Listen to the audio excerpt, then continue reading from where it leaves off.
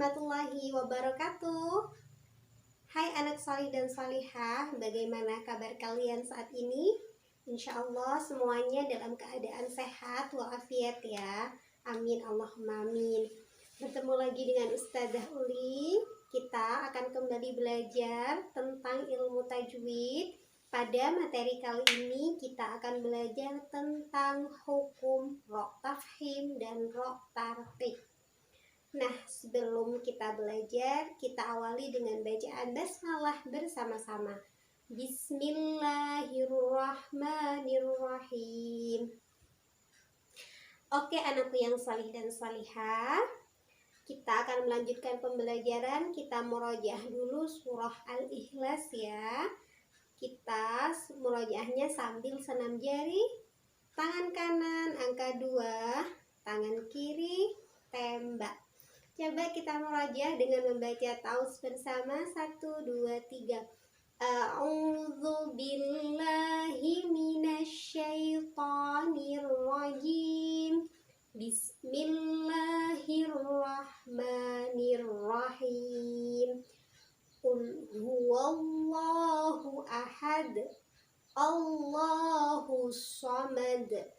Lam yalid wa lam yulad. Walam yakul lahu kufuwan ahad. Nah, sudah bisa senam jarinya ya. Baiklah, kita langsung akan memulai tentang pembelajaran ro tafhim dan ro tarqiq. Silahkan disimak ya. Nah, anak-anakku yang salih dan salihah, kali ini kita akan belajar tentang hukum tajwid, yaitu tentang hukum ro tafhim.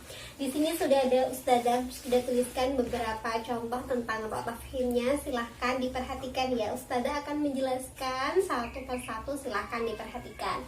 Yang pertama, ro tafhim. Apa sih Ustazah ro tafhim itu?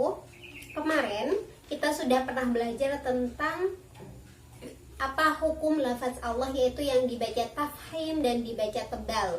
Tafhim tebal dan tarqiq tipis. Bagaimana ketika ada lafaz Allah, cara membacanya ketika kalau dibaca tebal itu bagaimana, kalau dibaca tipis itu bagaimana. Nah, sekarang kita belajar tentang hukum ro tafhim dan tarqiq. Sama, ro tafhim adalah ketika huruf ro itu dibaca tebal, dan nanti kita belajar tentang beberapa sebabnya kenapa sih bisa dibaca tebal. Oke, pada pertemuan kali ini kita belajar tentang ro tafhim terlebih dahulu, yaitu ro tafhim, ro yang dibaca tebal ada memiliki beberapa sebab. Yang pertama sebabnya adalah ketika huruf ro berharokat fathah atau fathatain. Jadi ketika ada huruf ro harokatnya fathah ataupun fathatain, maka cara membacanya harus dibaca tafhim atau tebal. Contohnya adalah Rabbana basiron. Nah, di sini perhatikan huruf ro-nya berharokat fathah dan berharokat fathatain. Jadi harus dibaca tafhim atau tebal. Ya, Rabbana basiron. Nah, seperti itu ya. Cara membacanya harus dibaca tebal. Contoh yang kedua adalah ketika huruf ro berharokat dhammah atau dhammatain. Nah, contohnya ruziqna khabirun, khabirun. Nah, huruf ro-nya berharokat dhammah dan berharokat dhammatain, maka harus dibaca tafhim atau tebal. Dan contoh sebab yang ketiga, kita lanjut kepada sebab yang ketiga ya, yaitu jika sebelum ro sukun ada huruf yang berharokat fathah atau dhammah. Ada ro sukun, sebelumnya itu hurufnya berharokat fathah atau dhammah, maka hukum ro-nya itu dibaca tafhim atau tebal. Contohnya di sini, marhaban yursiluh, marhaban. Ada ro sukun, sebelum ro ada huruf mim, harokatnya fathah. Ya, ada ro sukun, sebelumnya ada huruf ya, harokatnya dhammah. Jadi jika ada ro sukun, sebelumnya ada huruf berharokat fathah atau dhammah, dhammah, huruf apa saja harokatnya fathah atau dhammah, maka hukum ro tersebut dibaca tafkhim atau tebal. Selanjutnya sebab yang keempat yaitu ketika ro sukun didahului oleh hamzah wasol. Ya, sudah tahu huruf hamzah wasol seperti ini. Perhatikan ya.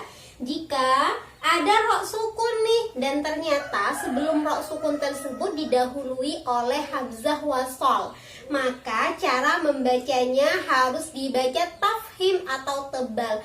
Hamzah wasolnya ini boleh berharokat ataupun tidak berharokat ya. Contoh irji'i warhamna ya. Di sini ada hamzah wasal, dan setelahnya ada huruf ro yang sukun. Maka dibaca tafkhim atau tebal. Selanjutnya sebab yang kelima yaitu ketika ada ro sukun bertemu dengan huruf isti'la ya.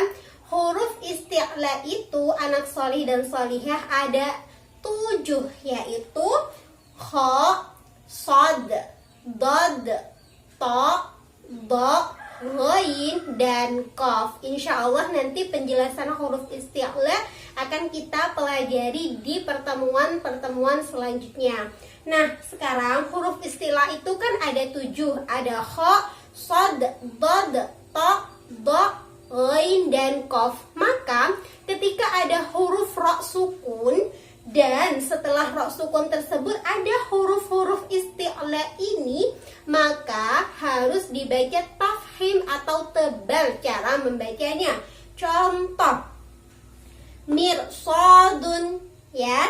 Di sini ada ro sukun nih. Setelahnya ro sukun ada huruf sad. Sedangkan sad ini adalah huruf dari isti'la yaitu sad ya. Maka cara membacanya harus dibaca dengan tebal, tafkhim. Yang kedua, contoh yang kedua ada qirtasun ya. Ada ro sukun ketemu sama huruf to. Huruf to ini adalah huruf dari isti'la, huruf to ya. Maka harus dibaca tafkhim atau tebal. Mirsadun, qirtasun ya. Seperti itu.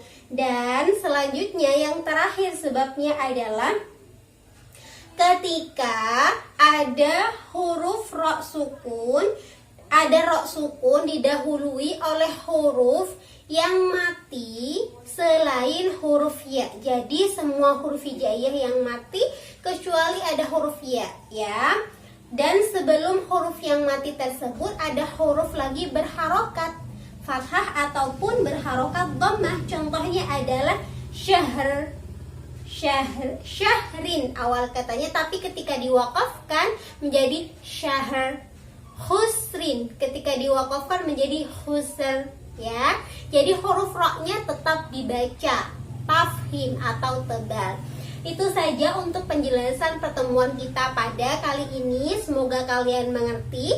Jadi huruf ro dibaca tafkhim itu ada beberapa sebab. Ada 6 sebab. Sebab yang pertama yaitu ketika huruf ro berharokat fathah atau fathatain.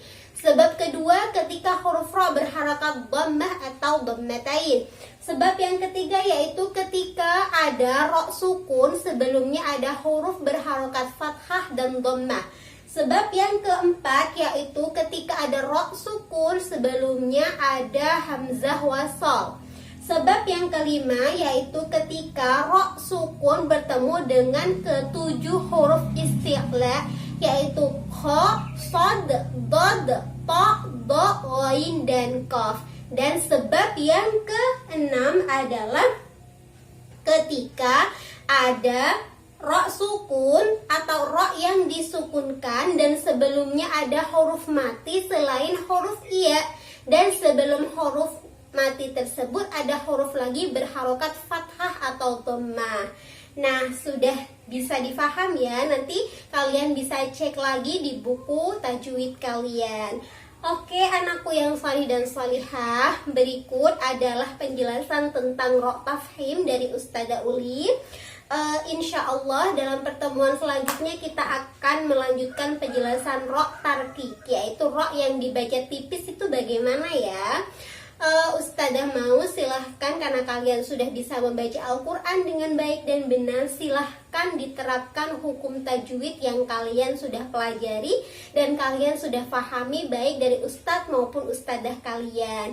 Jazakumullahu khairan kasiron. Terima kasih dari Ustadzah Uli. Mohon maaf jikalau ada kesalahan. Semoga ilmu yang kita dapatkan hari ini bermanfaat dan berkah. Amin, Allahumma amin. Tetap semangat belajar, tetap semangat dan istiqomah. Lanjutkan hafalannya di rumah dan selalu jaga kesehatan ya. Wassalamualaikum warahmatullahi wabarakatuh.